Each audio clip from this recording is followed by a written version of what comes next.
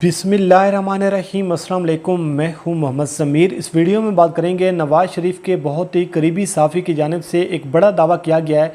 इस दावे में किस कदर सदाकत है, आज की वीडियो में इस पर बात करेंगे।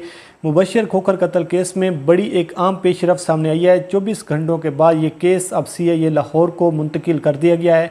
इसके साथ साथ हम बात करेंगे हुकूमत वर्सेस तरीन ग्रुप। दोनों ग्रुपों ने बड़े ऑप्शन पर गौर करना शुरू कर दिया है। तरीन ग्रुप ने अपना इजलास भी बुला लिया है।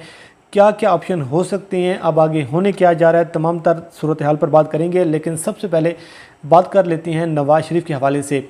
आपके इल्म में है कि नवाज़ शरीफ का बरतानिया में जो वीज़े की दरख्वास्त थी वो मुस्तरद हो चुकी है, जो नवाज़ शरीफ की जानिब से की गई थी। लेकिन अब हुकूमत और अपोजिशन की जानिब से, मुस्लिम लीग नून और शरीफ ख़ानदान की जानिब से जो मौक़िफ़ सामने आ रहा है, शरीफ ख़ानदान ये कह रहा है कि ये कोई बड़ा मसला नहीं है, ये एक रूटीन की कार्रवाई है।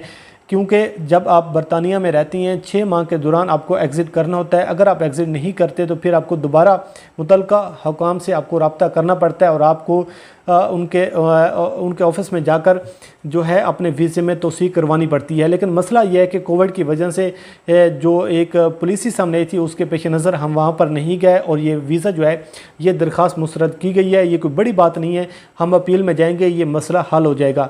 दूसरी जानिब जो हुकूमत है वो ये कह रही है कि नवाज़ शरीफ को लंदन में पसपई हुई है, नवाज़ शरीफ को लंदन में ज़िल्लत का सामना करना पड़ा है।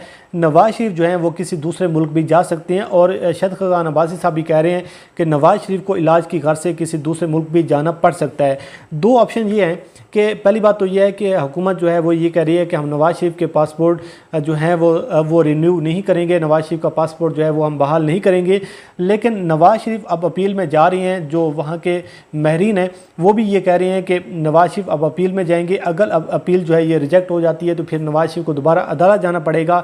लेकिन मसला ये है कि नवाज़ शरीफ का वहाँ पर स्टे हो सकता है, उसके बच्चे वहाँ पर रहती हैं और ये भी कहा जा रहा है कि नवाज़ शरीफ को बरतानिया में रहने के लिए बहुत सारे ऑप्शन हैं जो वो इस्तेमाल कर सकती हैं। लेकिन तज्ज़ियाकारों की जानिब से ये कहा जा रहा है कि नवाज़ शरीफ किसी दूसरे मुल्क जा सकती हैं। नवाज़ शरीफ को सऊदी अरब जो है वो भी ऑफ़र कर सकता है, वो भी इन्वाइट कर सकता है। उसके साथ साथ इत्तेज़ाज़ अहसन साहब तो ये भी कह रहे हैं कि नवाज़ शरीफ को भारत जो है ये भी बुला सकता है, भारत भी नवाज़ शरीफ को ऑफ़र कर सकता है। लेकिन आप अंदाज़ा करें कि सहाफ़ती बरादरी किस तरीके से बुग़्ज़ इमरान में आकर वही काम कर रही है जो आज से 20-25 साल पहले उन्होंने शुरू किया था। लेकिन जो लोग हैं वो किस कदर अपने दायरा-कार से निकल कर वो काम करने की कोशिश करते हैं। नजम सेठी साहब जो हैं वो नवाज़ शरीफ के बहुत ही करीबी साफ़ी समझे जाती हैं, मरीम नवाज़ के बहुत ही करीबी समझे जाती हैं। वो ये कह रहे हैं, उन्होंने एक दावा किया अपनी वीडियो में कि इमरान खान की जानिब से बराह रास्त प्रेशर डाला गया है बरतानिया पर।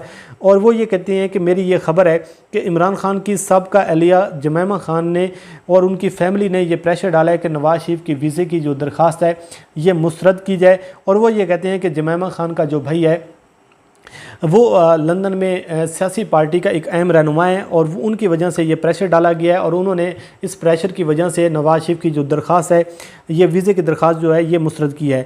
अब वो ये कहते हैं कि इसका हरगिज़ मतलब नहीं है कि नवाज़ शरीफ को डिपोर्ट किया जाएगा, नवाज़ शरीफ को पाकिस्तान भेजा जाएगा। लेकिन ये वो कहते हैं कि ये मेरी ख़बर है कि जो बरतानवी हुकूमत है उन पर प्रेशर डाला गया जिसकी वजह से नवाज़ शरीफ का जो वीज़े की दरख्वास्त है ये रिजेक्ट की गई है। आप अंदाज़ा करें कि ये पाकिस्तान नहीं है बल्कि ये बरतानिया है। वहाँ पर जो हमारी बात हुई है, वहाँ पर जो सहाफ़ी हैं, उसके साथ साथ जो मीडिया के लोग हैं, रिपोर्टर्स हैं और बाकी जो वहाँ के कानून को समझने वाले लोग हैं, उनसे जब हमारी ये बात हुई तो वो ये कह रहे हैं कि ऐसा हरगिज़ नहीं होता, ये बरतानिया है, ये पाकिस्तान नहीं है कि आपके प्रेशर की वजह से वो नवाज़ शरीफ का वीज़ा जो है ये मुस्तरद करें। मसला ये है कि अगर इमरान खान के प्रेशर की वजह से उन्होंने ये काम करना होता तो कब का नवाज़ शरीफ को पाकिस्तान बुला चुके होते। लेकिन ये इस किस्म की बात करना, इस किस्म का इल्ज़ाम देना ये झूठ और ये मन गढ़ंत स्टोरी है, इसमें कोई सदाकत नहीं है। जो नजम सेठी की जानिब से कहा जा रहा है कि ये बरतानिया है, यहाँ पे कवानीन को फॉलो किया जाता है, यहाँ कानून की जो है वो पासदारी की जाती है। ऐसा नहीं होता कि आप किसी प्रेशर پریشر کی وجہ سے کسی کا ویزا جو ہے وہ کینسل کریں۔ اور یہ بھی اگر ایسا ہو سکتا تھا تو پاکستان کی جو حکومت ہے، وزیر اعظم عمران خان ہے، آپ کے علم ہے کہ کئی مرتبہ شیخ رشید صاحب بھی کہہ چکے ہیں کہ نواز شریف کو واپس لانا اب بہت مشکل ہے۔ اگر ایسا ہو سکتا تھا، اگر اسی طرح پریشر ڈالا جا سکتا تھا تو پھر کب کا نواز شریف کو جو پاکستان واپس بلا لیتے، لیکن یہ اب ایک کہا جا رہا ہے، نجم سیٹھی کی جانب سے یہ دعویٰ کیا جا رہا ہے کہ جمیمہ خان اور اس کے خاندان کی پریشر کی وجہ سے یہ ویزا جو ہے، یہ درخواست جو ہے یہ مسترد کی گئی ہے۔ اب ہم بات کر لیتے ہیں مبشر قتل کیس کے حوالے سے۔ آپ کے علم ہے کہ کل ڈیفنس کے علاقے میں لاہور میں ایک انتہائی افسوسناک واقعہ پیش آیا، جب پاکستان تحریک انصاف کے اہم رہنما ہیں اسد کھوکھر، ان کے بیٹی کی شادی تھی اور اس کی شادی کی تقریب میں ان کے بھائی کو قتل کر دیا گیا۔ اب صورتحال یہ ہے کہ ملزم جو ہے ناصم، وہ گرفتار ہو چکا ہے، اس کے ساتھ جو شریک ملزم ہے عمر یاد، وہ بھی گرفتار ہو چکے ہیں۔ پولیس کی جانب سے مزید بھی کارروائیاں کی جا رہی ہیں، جو باقی ملزمان ہیں ان کو اریسٹ کرنے کی کوشش بھی کی جا رہی ہے، لیکن آج جب ابتدائی طور پر تفتیش کی گئی ہے تو اس کی جانب سے یہ کہا گیا ہے، ملزم ناصم علی کی جانب سے کہا گیا ہے کہ میں 8:15 بجے کے قریب تقریب میں پہنچ چکا تھا، جو سیکورٹی وہاں پر موجود تھی گیٹ پر، انہوں نے ہمیں چیک نہیں کیا، جس کی وجہ سے ہم آسانی سے تقریب میں داخل ہو گئے۔ اس کے ساتھ ساتھ انہوں نے یہ بھی کہا ہے کہ ہم وہاں پر بیٹھے رہے، 2 سے 3 مرتبہ ایسا موقع ملا کہ ہم مبشر کو قتل کر سکتے تھے، لیکن ہم نہیں کر سکے۔ لیکن اس کے بعد جب وزیر اعلیٰ پنجاب واپس جانے لگے تو جیسے ہی وہ اپنی گاڑی میں بیٹھے، اس کے بعد ہم نے اپنا کام کیا اور مبشر کھوکھر کو ہم نے قتل کر دیا۔ بہرحال اب یہ صورتحال سامنے آ رہی ہے کہ وزیر اعلیٰ پنجاب کی جانب سے، پنجاب حکومت کی جانب سے ٹیمیں تشکیل دے دی گئی ہیں، اس سارے واقعے کی تحقیقات بھی کی جا رہی ہیں، اور جو سیکورٹی کی جو ایک نااہلی اور ناکامی نظر آئی ہے اس کے حوالے سے بھی کام کیا جا رہا ہے۔ لیکن اب کچھ اطلاعات یہ سامنے آ رہی ہیں کہ اسد کھوکھر کے بھائی مبشر کھوکھر کے قتل کے معاملے میں تفتیش جو ہے یہ لاہور ماڈل ٹاؤن کے حوالے کر دی گئی ہے، اور پولیس کا یہ بھی کہنا ہے کہ نامزد ملزم عمر یاد کو بھی حراست میں لے لیا گیا ہے۔